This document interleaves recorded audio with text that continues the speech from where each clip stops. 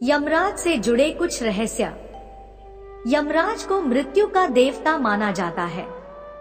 उनको धर्मराज की उपाधि भी दी गई है।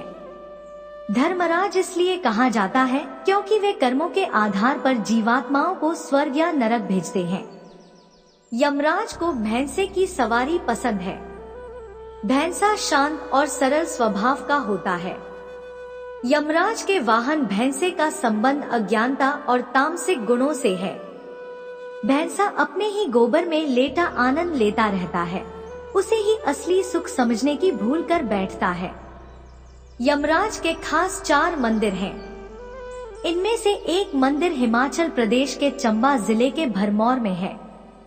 यह मंदिर देखने में एक घर की तरह दिखता है। इस मंदिर में एक खाली कक्ष भी है जिसे चित्रगुप्त का कक्ष कहा जाता है। मान्यता है कि जब किसी प्राणी की मृत्यु होती है तब यमराज के दूत उस व्यक्ति की आत्मा को सबसे पहले इस मंदिर में चित्रगुप्त के सामने ले जाते हैं। इसी तरह यमराज सृष्टि में मृत्यु के विभागाध्यक्ष हैं। सृष्टि के प्राणियों के भौतिक शरीरों के नष्ट हो जाने के बाद उनकी आत्माओं को उचित स्थान पर पहुंचाने और शरीर के हिस्सों को 5 तत्व में विलीन कर देते हैं। वे मृत्यु के देवता हैं। चित्रगुप्त संसार के लेखाजोखा कार्यालय को संभालते हैं और यमराज स्वर्ग तथा नरक के मुख्यालयों में तालमेल भी कराते रहते हैं। इसके अलावा अर्यमन आदित्यों में से एक है और देह छोड़ चुकी आत्माओं के अधिपति हैं, अर्थात पितरों के देव। अब सवाल यह उठता है कि मृत्यु के देवता यमराज की कैसे मौत हो सकती है। तो आओ जानते हैं इस संबंध में एक पौराणिक कथा। इस संबंध में हमें कथा का भिन्न भिन्न वर्णन मिलता है। हम यहाँ प्रस्तुत करते हैं एक वर्णन संक्षिप्त में। कहा जाता है कि प्राचीन काल में कालंजर में शिव भक्त राजा श्वेत राज्य करते थे। वृद्ध होने पर राजा श्वेत पुत्र को राज्य सौंपकर गोदावरी नदी के तट पर एक गुफा में शिवलिंग स्थापित कर शिव की आराधना में लग गए। अब वे राजा श्वेत से महामुनि श्वेत बन गए थे। एक निर्जन गुफा में मुनि ने शिव भक्ति का प्रकाश फैलाया था। श्वेत मुनि को न रोग था न शोक, इसलिए उनकी आयु पूरी हो चुकी है, इसका आभास भी उन्हें नहीं हुआ। उनका सारा ध्यान शिव में लगा था। वे अभय होकर रुद्राध्याय का पाठ कर रहे थे और उनका रोम रोम शिव के स्तवन से प्रतिध्वनित हो रहा था। आयु समाप्त होने के बाद यमदूतों ने मुनि के प्राण लेने के लिए जब गुफा में प्रवेश किया तो गुफा के द्वार पर ही उनके अंग शिथिल हो गए। वे गुफा के द्वार पर ही खड़े होकर श्वेत मुनि की प्रतीक्षा करने लगे।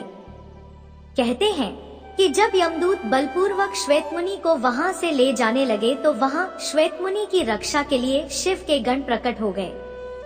भैरव ने यमदूत मृत्युदेव पर डंडे से प्रहार कर उन्हें मार दिया।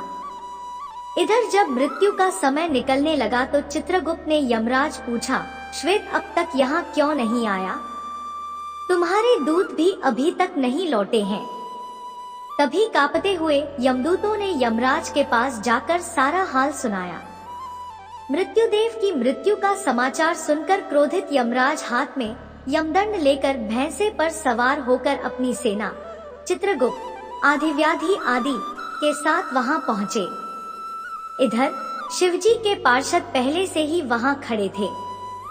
यमराज जब बलपूर्वक श्वेत मुनि को ले जाने लगे तब सेनापति कार्तिकेय ने शक्तिस्त्र यमराज पर छोड़ा, जिससे यमराज की भी मृत्यु हो गई।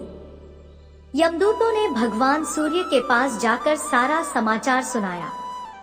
अपने पुत्र की मृत्यु का समाचार सुनकर भगवान सूर्य ब्रह्मा जी व देवताओं के साथ उस स्थान पर आए जहां यमराज अपनी सेना के साथ मरे पड़े थे। तब देवताओं ने भगवान शंकर की स्तुति की। तब भगवान शिव प्रकट हो गए। उनकी जटा में पतित पावनी गंगा रमण कर रही थी। भुजाओं में फुफकारते हुए सर्पों के कंगन पहन रखे थे। वक्षस्थल पर भुजंग का हार और कर्पूर के समान गौर शरीर पर चिताभस्म का श्रृंगार सुंदर लग रहा था। देवताओं ने कहा, भगवान यमराज सूर्य के पुत्र हैं। वे लोकपाल हैं और आपने ही इनकी धर्म व्यवस्था के नियंत्रक के रूप में नियुक्ति की है। इनका वध सही नहीं है। इनके बिना सृष्टि का कार्य असंभव हो जाएगा। सेना सहित इन्हें जीवित कर दे, नहीं तो अव्यवस्था फैल जाएगी। भगवान शंकर ने कहा, मैं भी व्यवस्था के पक्ष में हूँ। मेरे और भगवान विष्णु के जो भक्त हैं, उनके स्वामी स्वयं हम लोग हैं। मृत्यु का उन पर कोई अधिकार नहीं होता। स्वयं यमराज और उनके दूतों का उनकी ओर देखना भी पाप है। यमराज के लिए भी यह व्यवस्था की गई है कि वे भक्तों को प्रणाम करें। भगवान शंकर ने कहा, मैं भी व्यवस्था के पक्ष में हूँ। मेरे और भगवान विष्णु के जो भक्त हैं, उनके स्वामी स्वयं हम लोग हैं। मृत्यु का उन पर कोई अधिकार नहीं होता। स्वयं यमराज और उनके दूतों का उनकी ओर देखना भी पाप है। यमराज के लिए भी यह व्यवस्था की गई है कि वे भक्तों को प्रणाम करें। फिर भगवान शिव ने देवताओं की बात मानकर यमराज को प्राणदान दे दिया। शिवजी की आज्ञा से नंदीश्वर ने गौतमी नदी का जल लाकर यमराज और उनके दूतों पर छिड़का, जिससे सब जीवित हो उठे। यमराज ने श्वेतमुनि से कहा, संपूर्ण लोकों में अजय मुझे भी तुमने जीत लिया है। अब मैं तुम्हारा अनुगामी हूँ।